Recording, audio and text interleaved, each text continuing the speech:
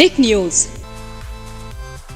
मुख्यमंत्री एकनाथ शिंदे पर हमलावर होने का मौका मिल गया एनसीपी प्रमुख शरद पवार को, और ये मौका वो अपने हाथ से नहीं जाने दे पाए। जी हां, हाल ही में एक बैठक हुई और शरद पवार ने इस बैठक में विपक्षियों को एकजुट कर केंद्र सरकार के विरोध में भारतीय जनता पार्टी को 2024 में सत्ता से बाहर करने की प्लानिंग के साथ शरद पवार ने बैठक में जमकर विरोध पर अपनी टिप्पणी रखी। और साथ ही साथ शरद पवार ने कहा, रणनीति बनानी होगी, बहुत ही ज्यादा गंभीरता से भाजपा की असफलता पर सवाल खड़े करने होंगे। जिन जिन राज्यों में भाजपा की सत्ता है उन राज्यों में भाजपा की रणनीति क्या है और भारतीय जनता पार्टी किस प्रकार से जनता की आंखों में धूल बांध रही है, इस पर सवाल खड़े करने होंगे। भारतीय जनता पार्टी की नाकामी और उनके खोखले वादे, झूठे वादे पर सवाल खड़े करने होंगे, शरद पवार ने कहा। और इसी के साथ साथ एकनाथ शिंदे को खुली चेतावनी दी है। शरद पवार ने कहा है कि अगली बार उनकी हार तय है।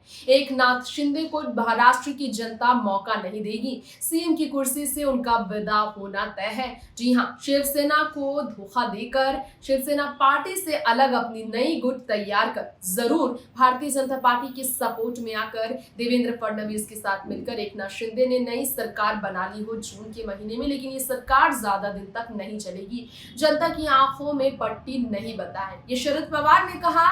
साथ ही साथ शरद पवार ने एकनाथ शिंदे को तो चेतावनी दी। एकनाथ शिंदे से ऐसी भूल हुई जिसके कारण बीजेपी के खेमे में भी नाराजगी सामने आ रही है। एकनाथ शिंदे जो कि दशहरा रैली को लेकर काफी ज्यादा शिवसेना के खिलाफ लगातार अर्जी लगा रहे हैं, लेकिन फैसले नहीं हुए कि दशहरा रैली के लिए बाला साहब ठाकरे के समय से चले आ रहे उस ऐतिहासिक रिकॉर्ड को क्या एकनाथ शिंदे तोड़ देंगे। इसे लेकर एकनाथ शिंदे व्यस्त इतना है कि दो प्रोजेक्ट्स को लेकर उनकी तरफ से हुई गलती पर सवाल खड़े किए गए।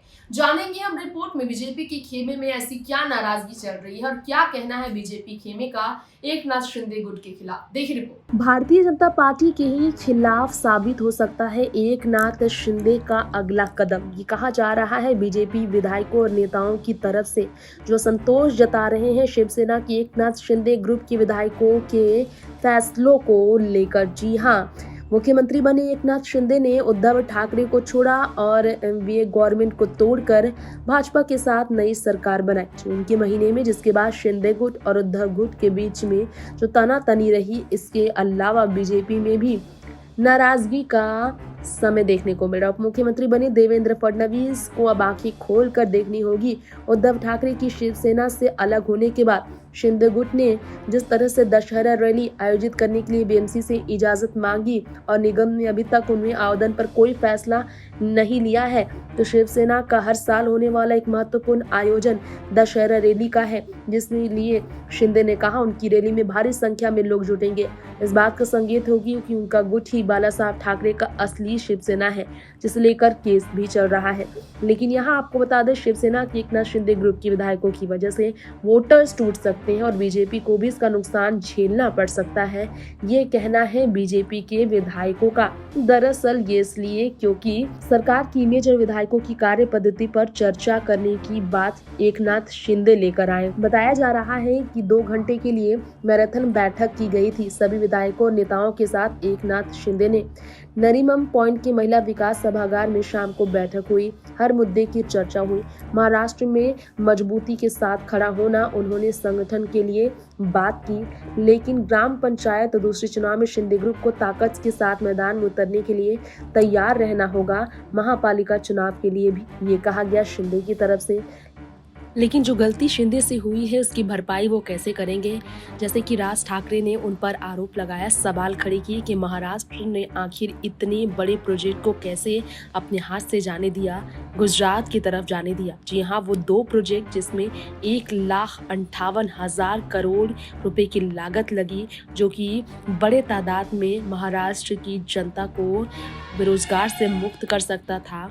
और पुणे में इसे हेल्ड करना था, जिसके लिए एनडीए गवर्नमेंट पहले उद्धव ठाकरे की सरकार ने फाइनल स्टेज पर दोनों प्रोजेक्ट को लाने की तैयारियां की। अब बीजेपी जो है एकनाथ शिंदे के खिलाफ है और बीजेपी के कई विधायक एकनाथ शिंदे के खिलाफ अपनी नाराजगी जाहिर कर चुके हैं। बीजेपी के खेमे में एकनाथ शिंदे की गुट के प्रति नाराजगी सामने आ चुकी है। इल्जाम एकनाथ शिंदे पर लगा है कि वो पूरी तरह से सिर्फ और सिर्फ ठाकरे परिवार को अपने निशाने पर लेने के लिए भूल चुके हैं। बीएमसी चुनाव को मद्देनजर रखने की कोशिश में कि महाराष्ट्र को किस तरह से रोजगार के मुद्दे में आगे बढ़ाना है। साथ ही साथ शरद पवार जो कि एकनाथ शिंदे के खिलाफ पहले भी बोल चुके हैं। जयंत पाटिल जो पहले ही कह चुके हैं कि एकनाथ शिंदे और देवेंद्र फडणवीस के पास समय नहीं मुलाकात के लिए और युवा के बारे में ये सरकार नहीं सोच रही है। बड़ा सवाल ये है कि आदित्य ठाकरे और प्रियंका चतुर्वेदी ने सवाल खड़े किए थे एकनाथ शिंदे पर और वो सवाल सटीक थे कि उन्होंने उन दो प्रोजेक्ट को कैसे खो दिया जो कि महाराष्ट्र की ताकत को बढ़ा सकता था। और ऐसे में आपको बता दें कि शरद पवार की बड़ी जीत नजर आ रही है। शरद पवार बढ़ चढ़ कर जश्न में नजर आए हैं। विपक्षियों से मिलने के बाद शरद पवार ने स्टेटमेंट में कई बातें की। उन्होंने कहा कि बड़ी रणनीति बनानी होगी। राष्ट्रीय स्तर पर शरद पवार ने कहा कि बड़ी रणनीति विपक्ष के खिलाफ, केंद्र के खिलाफ बनानी होगी।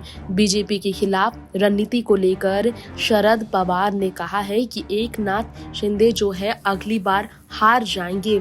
शरद पवार ने एनसीपी की ओर से कह दिया कि अगली बार उनकी हार तय है और 2023 में विधानसभा चुनाव होने वाला है और शरद पवार ने कह दिया है कि एकनाथ शिंदे की सरकार का हार ना तय है क्योंकि वो अनकॉन्स्टिट्यूशनल है। एनसीपी लीडर शरद पवार ने खुलकर कहा 50 में 45 लेजिस्लेटर जो है शिंदे से हटकर अगले पोल में वो साथ खड़े होंगे एनसीपी के और शिवसेना के। इस बार मुख्यमंत्री की हार अब तय है। जो गलती हुई है जनता से वो गलती जनता नहीं दोहराएगी।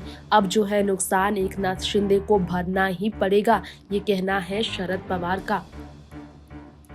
तो रिपोर्ट में आप सबने जाना क्या कहना है एकनाथ शिंदे के खिलाफ इस वक्त भारतीय जनता पार्टी के खेमे का, जो कि नाराज नजर आ रहे हैं। अब एकनाथ शिंदे ने पीएम नरेंद्र मोदी से मुलाकात कर ली, लेकिन मुलाकातों का निष्कर्ष क्या निकला है इस पर आगे हम आप सबके बीच बात करेंगे। फिलहाल महाराष्ट्र के इस राजनीतिक सफर के साथ आपसे लेंगे यहीं पर विदा। लौटते हैं फिर जल्द से जल्द लेकर नई खबरें। तब तक के लिए देखते रहें टिक न्यूज। नमस्कार।